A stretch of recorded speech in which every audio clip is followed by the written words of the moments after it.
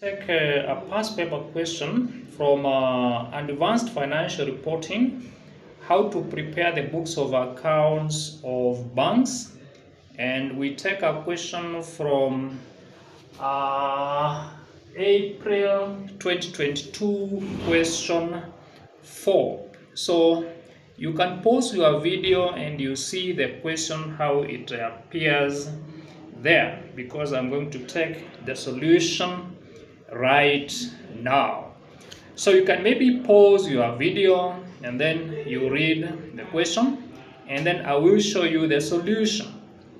I will start by showing you the statement of profit or loss and other comprehensive income for the year ended that 1st March 2022, and then next video I will show you statement of financial position. So let's see the solution now from this side.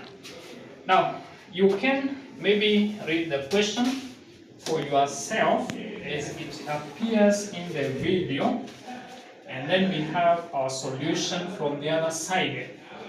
So I believe you have read the question. The solution is here. April 2022, question 4, Advanced Financial Reporting, CASNEP.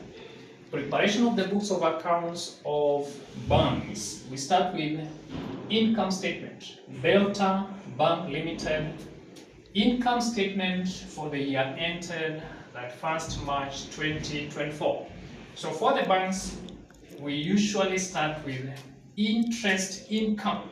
So from your question, you find there is interest income of 2575. That was one of the income of the bank. Interest income on loans and advances. You find it there.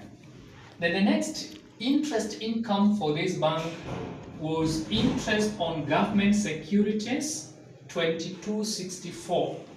The other interest on deposit, the other interest was interest on deposit with other banks, that is 646. Now we have only 3 interest incomes. The total is 5485. That is how we got this figure here, and that gives us the total interest income is 5485. After that, you get the interest expense, which you are supposed to less down here, so as to get net interest income. So identify from that question which were the interest expenses. The first one was interest from other banks, 662. Interest on customer deposits, 1833. Interest on long-term borrowing, 1385. Then interest on bond. You look at the additional information. There is a bond there which was having coupon interest rate of 8% and interest rate of 12%. So 12% of 450 is 54. So total interest expense for that bond is 3934. So you get interest income, which is 5485 minus 3934. Net interest income is 551. Away from that, once you get our net interest income and non-interest income or other operating income, whichever term that you use. And in this question, we have only one non-interest income, that is fees, commissions, and foreign exchange. Foreign exchange income, 1690, the figure is there. So we have 1551 as our net interest income, plus these other incomes, and we have fees, commission, and foreign exchange giving 1690. It is the only non-interest income. So we get 7641 as a total income. Then after you get the total income generally, less other, or you less non-interest expenses From a question where we have two of them, in administration expenses 21,610, and then other operating expenses 11,63. So if you less these two, if you less 21,610 and 11,63 from 76,41, you get 43,18. That is the profit before tax rather. Now this is profit before tax, so we need to tax that. Now there are some workings which we have shown here because we have some additional information, adjustment of our income tax based on what we have in the information provided in the question, together with what we have in the additional information. Now I got my income tax as 1060, and I have shown it here. I took the current tax which you have in the additional information number 3, then plus 170 to get 1060. Now check our workings here, how we got 170. Now we have been given in additional information number 3 that during the year ended that 1st March 2022, the current tax on profits was estimated at shillings 890. This is the 890 I'm talking about. Then you are told as that 1st March 2022, the carrying amounts of the net assets exceeded the tax basis which you have in the additional information number 3, then plus 170 to get 1060. Now check our workings here, how we got 170. Now we have been given in additional information number 3 that during the year ended that 1st March 2022, the current tax on profits was estimated at shillings 890. This is the 890 I'm talking about. Then you are told as that 1st March 2022, the carrying amounts of the net assets exceeded the tax basis by shillings 1800. So that percent of 1800 is 540. Then you compare with 370, which is in the income statement as provided. Not income statement, but the extracted financial records of Belta Bank. You find it there as 370. So the difference between the two shows we have 170, which is increase or in deferred tax. There is increase in deferred tax of 170. That is why we are adding 170 there. Now we have done deferred taxes last lesson. That is IAS 12, deferred taxes and current taxes.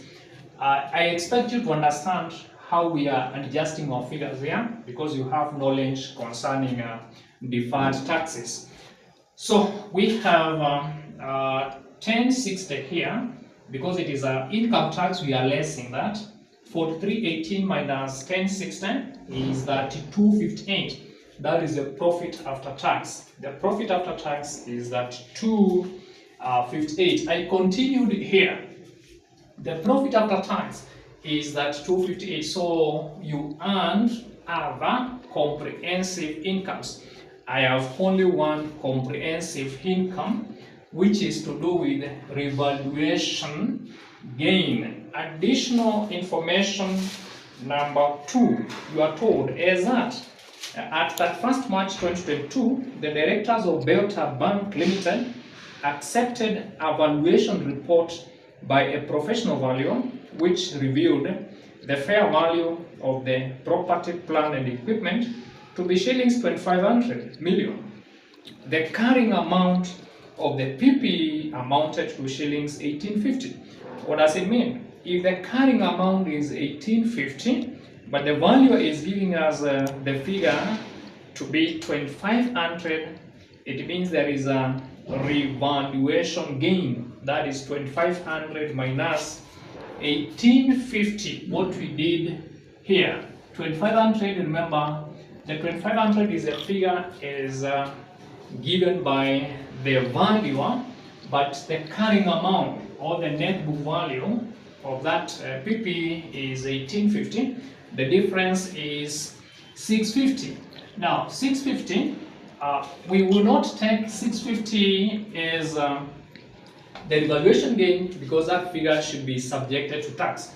So we less that percent of this figure, because that revaluation gain is subject to tax.